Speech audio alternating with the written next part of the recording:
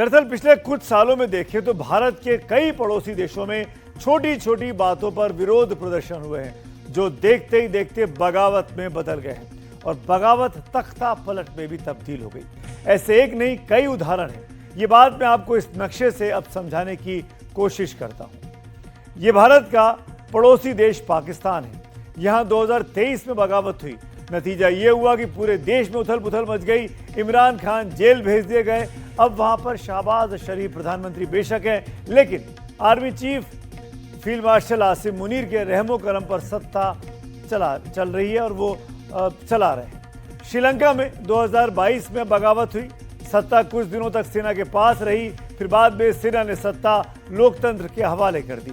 अभी कुछ दिनों पहले बांग्लादेश में हमने देखा, पिछले साल 2024 में यहां पर बगावत हो गई थी। शेख हसीना जो कि उस वक्त प्रधानमंत्री थी, उनको भागकर भारत आना पड़ा, शरण लेनी पड़ी। अब मोहम्मद यूसुफ वहां पर केयर टेकर सरकार चला रहे हैं। नेपाल का हाल आपके सामने है। बीते 48 घंटे में क्या हो रहा है लगातार एनडीटीवी इंडिया आपको दिखा रहा है। बगावत हो चुकी है सरकार के खिलाफ। सत्ता किसके हाथ में जाएगी इस वक्त कहना मुश्किल है। सिर्फ जितने प्रदर्शनकारी सड़क पर हैं एक ही बात कह रहे हैं कि सरकार को अब यूथ चलाएगा, जनता चलाएगी। जो तमाम सफेद पोश हैं उनके हवाले हम वतन को नहीं कर सकते। खास बात यह है कि मैंने नक्शे पर ये जितने भी देश दिखाए, इनमें सत्ता परिवर्तन के बाद ऐसी सरकारें बनी हैं जो या तो चीन का समर्थन करती हैं या फिर अमेरिका का। बांग्लादेश में तख्तापलट के लिए अमेरिका पर आरोप लगा, लेकिन वहां की सरकार चीन के करीब दिखाई पड़ती है। श्रीलंका को भी चीन के प्रभाव में माना जाता है। नेपाल पर भी चीन का ही प्रभाव रहा है अभी तक। पाकिस्तान इसका एकमात्र अपवाद है जो चीन और अमेरिका दोनों के करीब दिखाई पड़ता है। नेपाल का घटनाक्रम बड़ा है, चिंता में डालने वाला है। अचानक सोशल मीडिया में कुछ हैशटैग ट्रेंड होते हैं, सड़क पर युवा उतर आते हैं, वो देश के राष्ट्रपति, प्रधानमंत्री, मंत्री के घरों में घुस जाते हैं और फिर सरकार का प्रमुख राजधानी छोड़कर भाग जाता है। देश एकदम से अनाथ हो जाता है। हैशटैग वाली इस क्रांति का एक परीक्षण हमने तैयार किया है। यह आपको कहीं और देखने को नहीं मिलेगा। ध्यान से देखिए और अपने शुभ चिंतकों को समझाइए, क्योंकि लोकतंत्र में रहने वाले हर आदमी के लिए यह बेहद जरूरी है।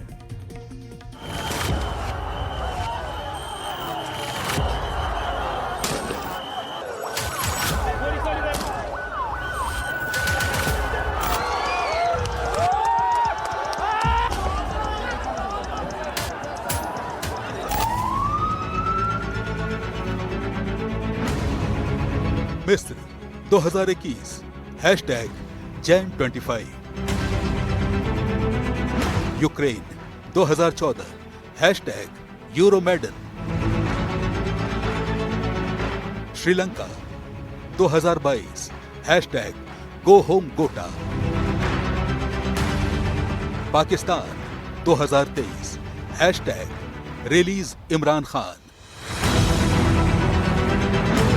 Bangladesh 2024 hashtag quota reform. साल अलग अलग, देश अलग अलग, हैशटैग अलग, लेकिन एक बात पता, हैशटैग ने सत्ता पलट दी।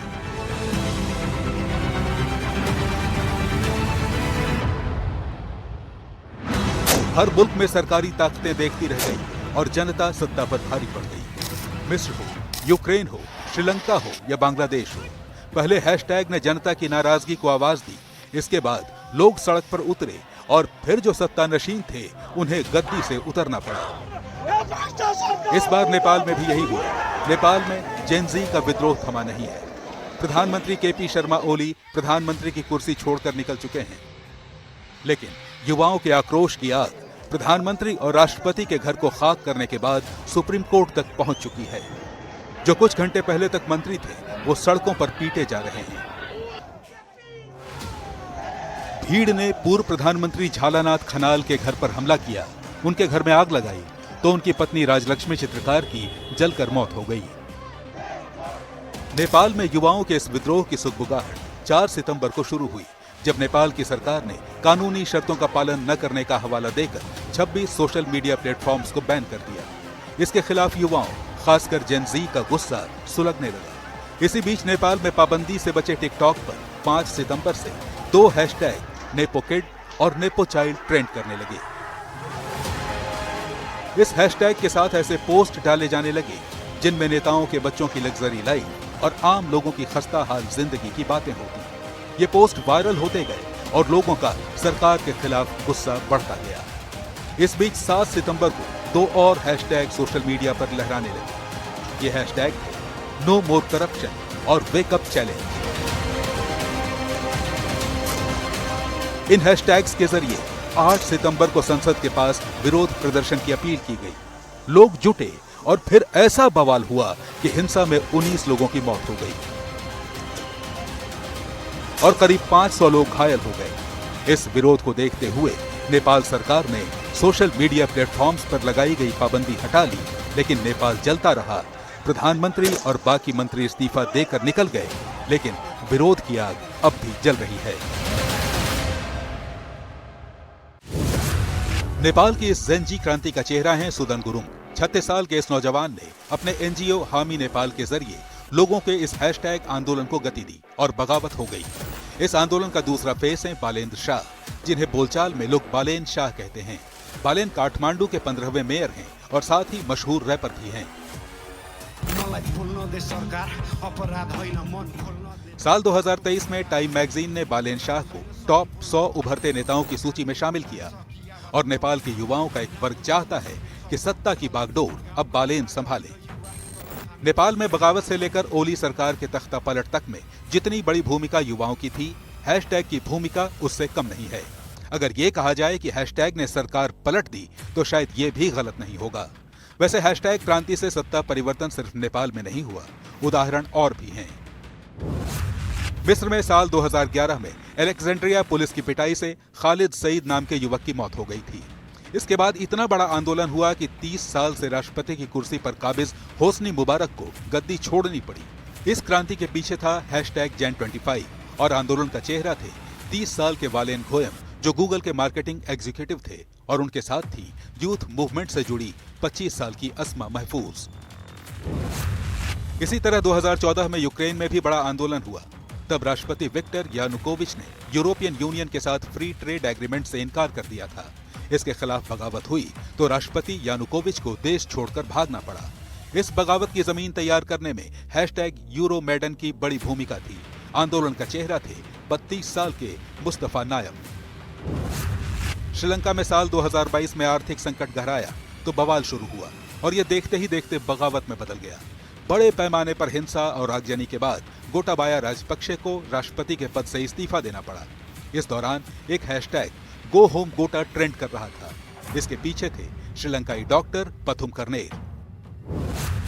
इसी तरह पाकिस्तान में 2023 में बड़ा बवाल हुआ। वजह थी पूर्व प्रधानमंत्री इमरान खान की गिरफ्तारी। इसके बाद इमरान के समर्थकों ने ऐसा बवाल काटा कि पाकिस्तान जल उठा। बड़े पैमाने पर हिंसा हुई और इमरान खान तब से गिरफ्तार हैं।